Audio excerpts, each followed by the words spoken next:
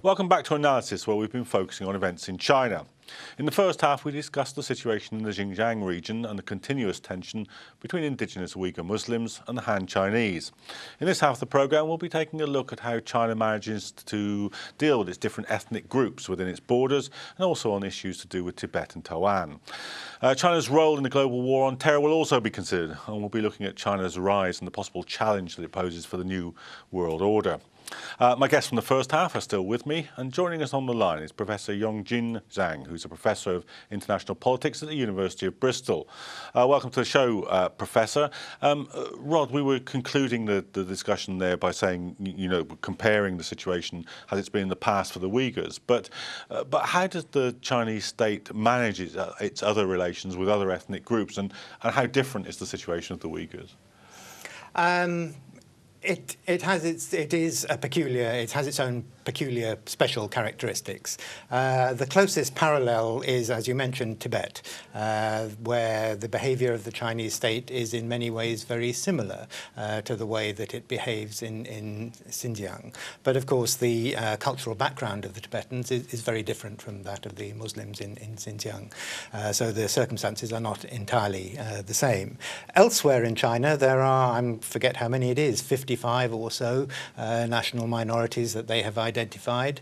Very few of those does one see the same kind of tensions that one sees with Tibet and Xinjiang.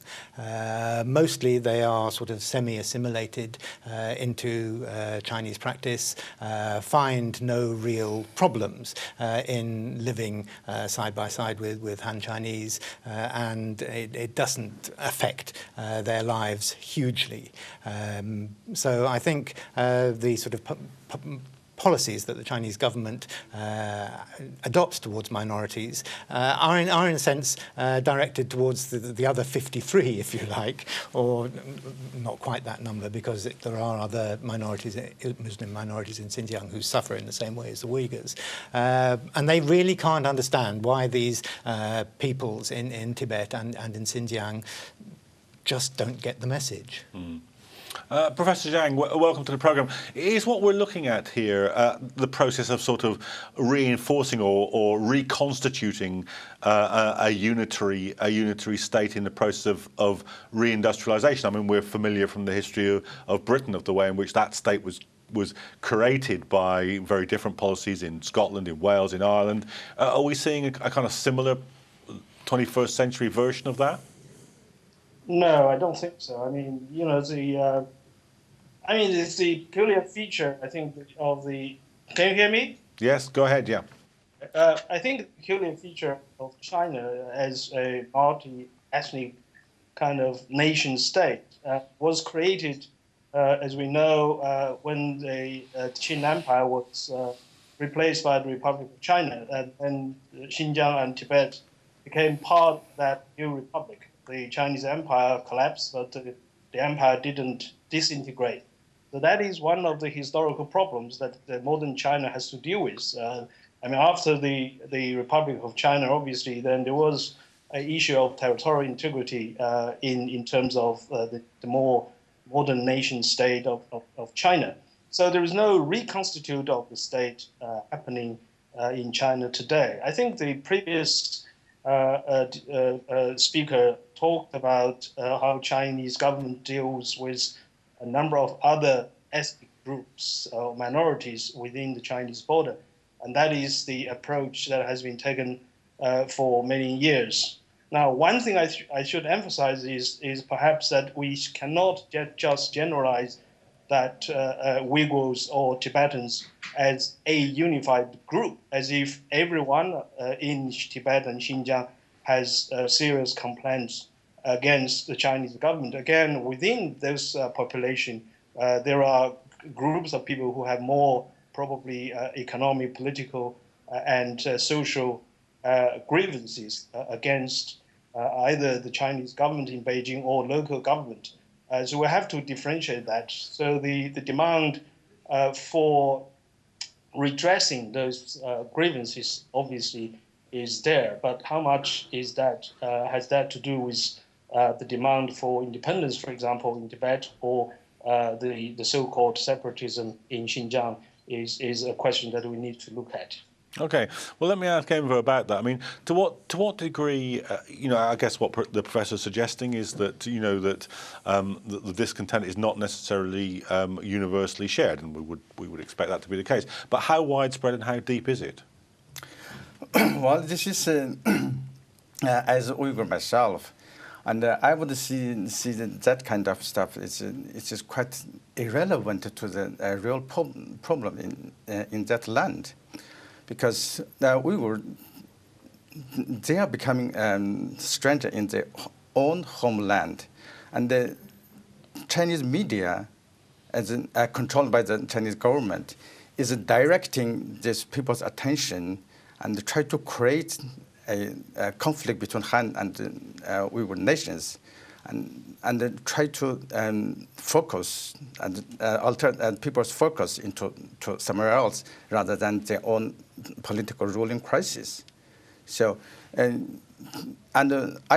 think that the real issue here is not addressed.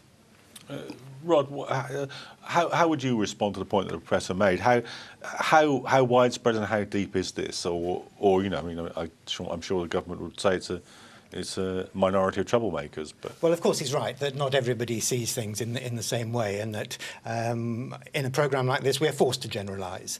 And I think it is true that there is widespread, and I can't really put numbers on that, discontent in both Xinjiang and Tibet with what is happening and what is happening to the people.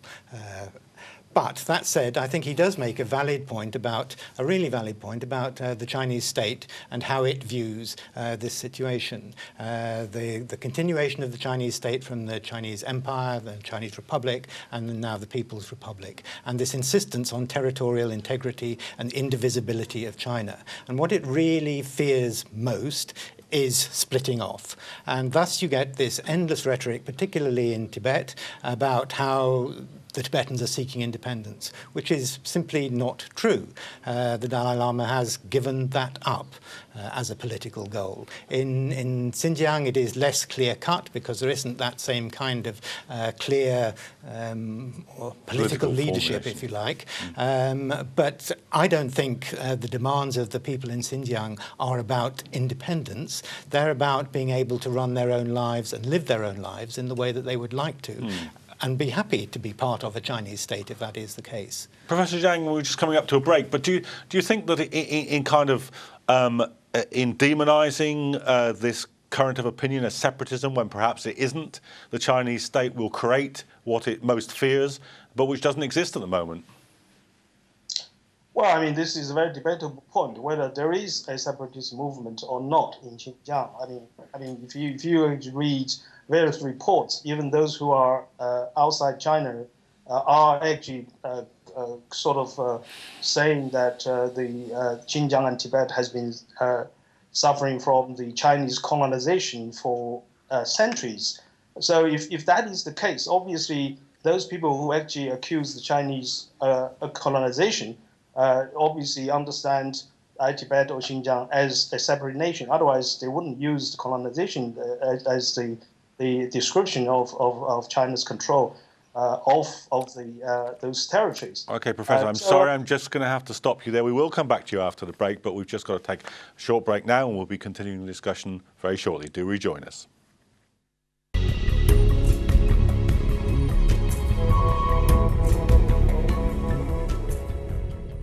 Well, just before the break, I was talking to our Skype guest, Professor Zhang, about the degree of separatism or not in the Xinjiang province.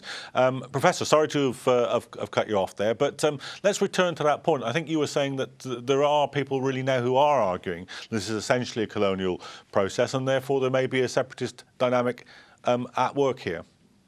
I think that is the case. So it's very difficult to actually argue if that kind of language is used, there is no demand for independence or statehood. Okay, Rod, what do you reckon there? Is this simply a language that people use when they're under pressure, or is there a genuine momentum? And if there isn't, could there become one? I think, to start at the end, I think there could become one. And I think part of what we have seen, particularly in Xinjiang, is the Chinese miscalculating their policies and bringing about exactly those circumstances that they feared most would happen. And therefore, I think there is a chance that some kind of real separatist political movement could develop. At the moment, though, we have to look at the realities of life. And the realities of life are that the Chinese state is strong enough and determined enough to prevent any kind of independence in either Xinjiang or Tibet. And most people have to accept that and live within those parameters. So I think that the numbers who, even if you talk about colonialism and extrapolate from that if you talk about colonialism, then you want freedom and therefore you want independence. The numbers who are actually active in any form are very, very small. So I don't think there is any coherent political movement within Xinjiang towards a free Turkestan or whatever. And there are a variety of political forms that can go along with that rhetoric. I mean, if we think about the Basque country, for instance, it's not going to become the Basque independent state, even though that kind of rhetoric is fully in use in that case. Enver, do you think that's where we are, that people are expressing themselves in these terms, but that they're not necessarily at this point headed for, or indeed have the kind of political movement which could seriously put on the table the issue of a separate state? This I should remind that professor that Xinjiang was occupied not by the China, nowadays China. It was Manchurian dynasty. And it doesn't mean that you are inheriting whole Manchurian territory. The Qing dynasty is different with that Chinese empire. And secondly, I would argue that there wasn't any movement seeking independence from China from that beginning to now. And what is happening is all this independent movement in these words, we are learning from Chinese media. We didn't create this. We are learning from Chinese media. And it is clear that we can see that before that Orange riot, there are many people, they are sitting in the street and drinking beer. But after that, they try to distinguish themselves from Han Chinese. They start going to the mosque. So there is a trend that they are putting so much pressure to create what they want, so-called independent movement or separatism or terrorism. So Professor Zhang, let me get your response to that, because, I mean, this wouldn't be the first time that this has happened. I mean, there's certainly one take on the Irish Troubles, which says that, you know, at the beginning of the current phase of the Troubles, the IRA were a bunch of old blokes sitting around in pubs discussing the Civil War, and it was the suppression of the civil rights movement which rebuilt it as an armed struggle. Is there no element of that where you think that the state is producing the thing that it doesn't want? I think I tend to agree with the two previous speakers. I mean, about the existence of independence movement within Xinjiang. Certainly, we have no credible evidence of a movement, apart from probably a few people who actually probably have the idea. But the IRA experience is an interesting comparison, not in terms of state creating its own enemy, but really we are talking about whether the issue here are a number of grievances that not only the Uyghur people has, but also other minority people might have in Xinjiang and Tibet, and the violence that we have witnessed in Xinjiang or other places in China, including Tibet. So there are separate issues here that we are dealing with. Obviously, I think even the Chinese government has recently moved to sort of address or try to address, at least in some measure, those grievances of the minority people in those places. So certainly not just in Tibet and Xinjiang. And so we are dealing with different issues here. I think we have to be very clear. On the one hand, is to deal with political, economic, religious grievances. On the other hand, is to deal with this kind of terrorism or violence that we have seen.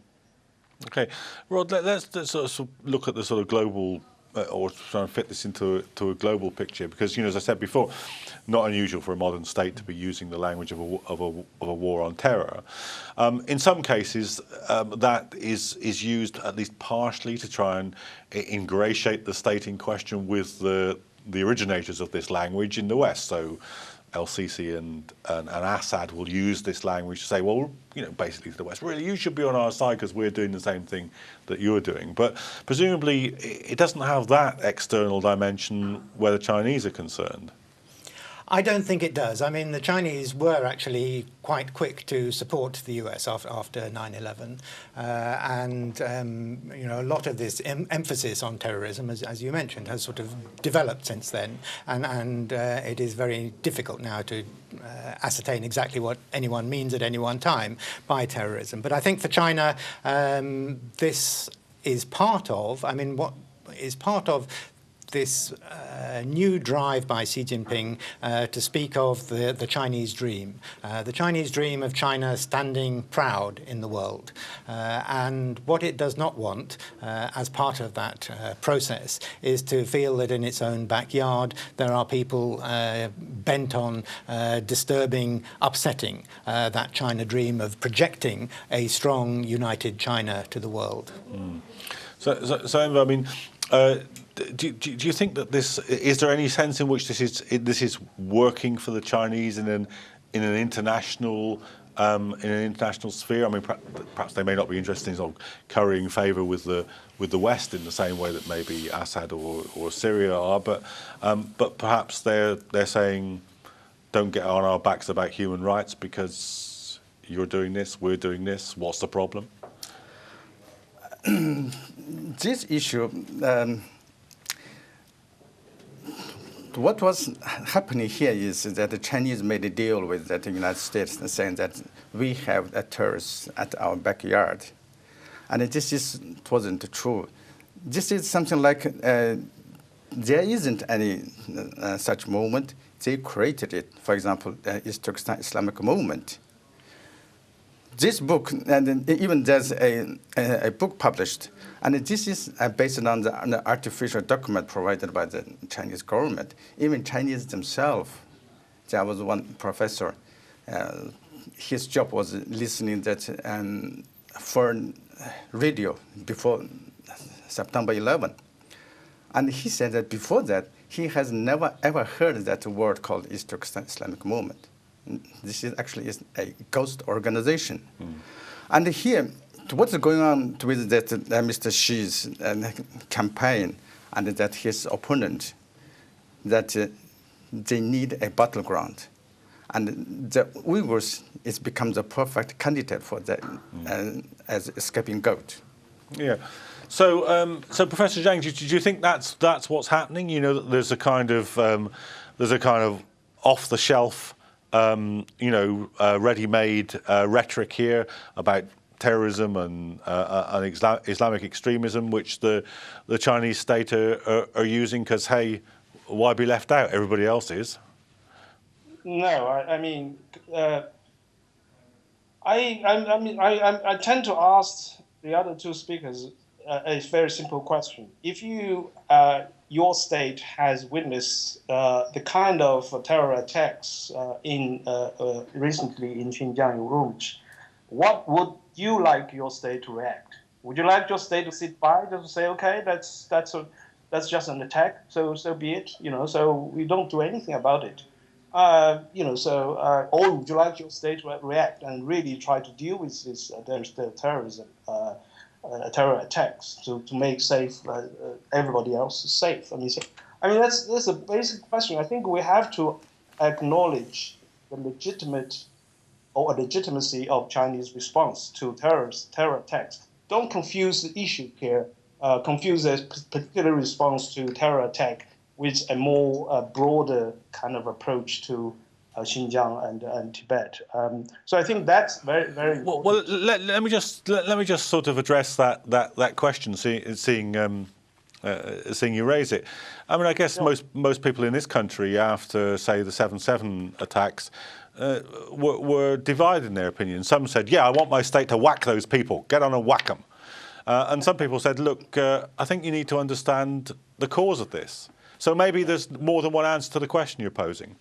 I think you're absolutely right. That's why I think, as I mentioned earlier, if you look at how the Chinese government approaches this, I mean, at least in rhetoric, there are two thrusts.